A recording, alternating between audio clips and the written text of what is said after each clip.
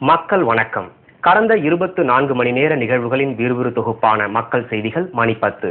வாசிப்பவர்கள் Radhakrishnan, Suvidha Johnny. முதன்மை செய்திகள். இலங்கை தமிழர்களுக்காக தமிழகம் முழுவதும் கிறிஸ்தவர்கள் போராட்டம்.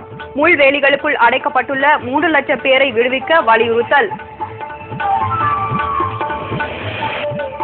ஜனவரி 21ஆம் தேதி முதல் 4 நாட்களுக்கு உலக தமிழ் மாநாடு கோவையில் நடைபெறும் என முதலமைச்சர் கருணாநிதி அறிவிப்பு. 500 கோடி ரூபாயை தாண்டியது சிட்டி நிதி நிறுவன மோசடி. வழக்கு விசாரணை மாநில குற்றப்புலனாய்வு பிரிவுக்கு மாற்றம். விரிவான செய்திகள். இலங்கை முகாம்களில் அடைக்கப்பட்டுள்ள தமிழர்களை மீண்டும் அவர்களது சொந்த இடங்களில் குடியமர்த்த வலியுறுத்தி தமிழகத்தின் பல்வேறு பகுதிகளிலும் கிறிஸ்தவர்கள் உண்ணாநிலை போராட்டம் மற்றும் கண்டன ஊர்வலம் நடத்தினர்.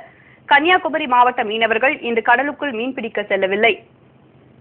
கரைகளில் ஒதுக்கி நிறுத்தப்பட்டுள்ள விசை படகுகள், கைகளில் பதாகைகளுடன் ஊர்வலமாக செல்லும் ஆயிரக்கணக்கான மீனவர்கள். இவர்கள் போராடுவது வாழ்வை தொலைத்து நிற்கும் இலங்கை தமிழர்களுக்காக.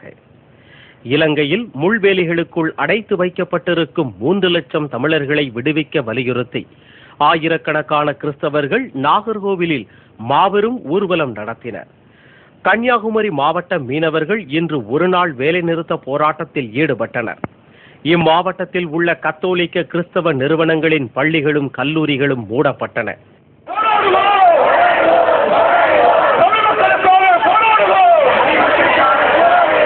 ஈழத் தமிழர்கள் அனுபவித்துக் கொண்டிருக்கின்ற துன்பங்கள், அவர்களை கொடுமைப்படுத்துகின்ற விதங்கள் உடனடியாக அகற்றப்பட வேண்டும். அவர்களுடைய சொந்த இடங்களுக்கு சென்று அவர்கள் வாழ்வதற்காக உரிமை வழங்கப்பட வேண்டும்.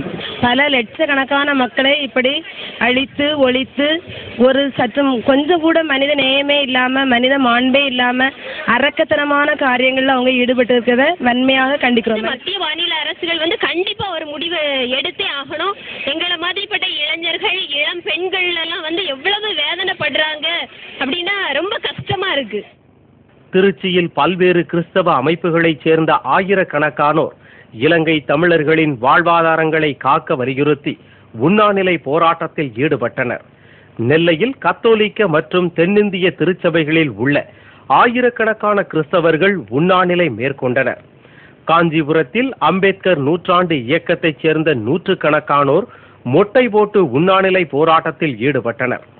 பாதிக்கப்பட்ட ஈழத் தமிழருக்கு மறுவாழ்வு பணியை தொடங்கவும் உடனடியாக சர்வதேச தன்னார்வ தொண்டுகளை கொண்டு உண்மை நிலை அறிந்து அவர்களுக்கு உரிய உதவி கிடைக்க வேண்டும் என்றும் இந்த உண்ணாவிரத போராட்டம் கேட்டுக்கொள்கிறது. போர் முடிந்துவிட்டது என்று இலங்கை அரசு அறிவித்த பிறகும் ஈழத் தமிழர்களை வதை முகாம்களில் வைத்து இலங்கை அரசு கொடுமைப்படுத்துவதை கண்டித்து கிறிஸ்தவ பொதுமக்கள் 3000த்திற்கும் மேற்பட்டவர்கள் கருப்பு கொடி அணிந்து ஈழத் தமிழர்களுடைய வேதனையிலே பங்கேற்கும் முகமாக இந்த போராட்டத்திலே பங்கேற்றிருக்கிறோம். இலங்கை முகாம்களில் உள்ள தமிழர்களை அவர்களது சொந்த இடங்களில் குடியமர்த்த இலங்கை அரசுக்கு அழுத்தம் கொடுப்பதாக ஐநாவை உறுதியளித்துள்ளது என்று தமிழ் தேசிய கூட்டமைப்பின் நாடாளுமன்ற உறுப்பினர்கள் தெரிவித்துள்ளனர். மக்கள் செய்திகளுக்காக சார்லஸ் மற்றும் சரவணராஜன். உலக தமிழ் மாநாடு வரும் ஜனவரி மாதம் 21ஆம் தேதி முதல் 4 நாட்களுக்கு கோவையில் நடைபெறும் என்று தமிழக அரசு அறிவித்துள்ளது. கோவையில் நடைபெறவுள்ள 9வது உலக தமிழ் மாநாட்டிற்கான தயாரிப்பு கூட்டம் முதலமைச்சர் கலைஞர் கருணாநிதி தலைமையில் சென்னையில் இன்று நடைபெற்றது. இக்கூட்டத்தில் உலக தமிழ் மாநாட்டை வரும் ஜனவரி 21, 22, 23 மற்றும் 24 ஆகிய தேதிகளில் நடத்துவது என முடிவு செய்யப்பட்டது.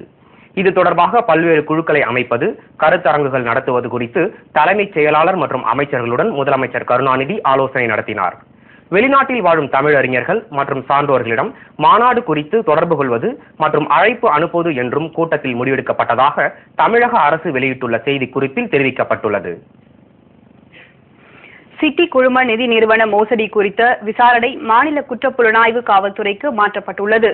சென்னை வள்ளுவர் கோட்டம் அருகே உள்ள சிட்டி குழும நிதி நிறுவனம் அதிக வட்டி தருவதாக கூறி தமிழகம் முழுவதும் பெரும் மோசடியில் ஈடுபட்டது தெரியவந்தது.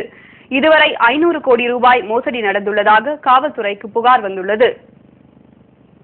நான் கிட்டத்தட்ட ஒரு 8 லட்ச ரூபா பணம் போட்டிருக்கிறேன். இப்போ 3 மாசமா தான் எங்களுக்கு ப்ராப்ளம். செக் எல்லாம் பவுன்ஸ் ஆயிடுச்சு.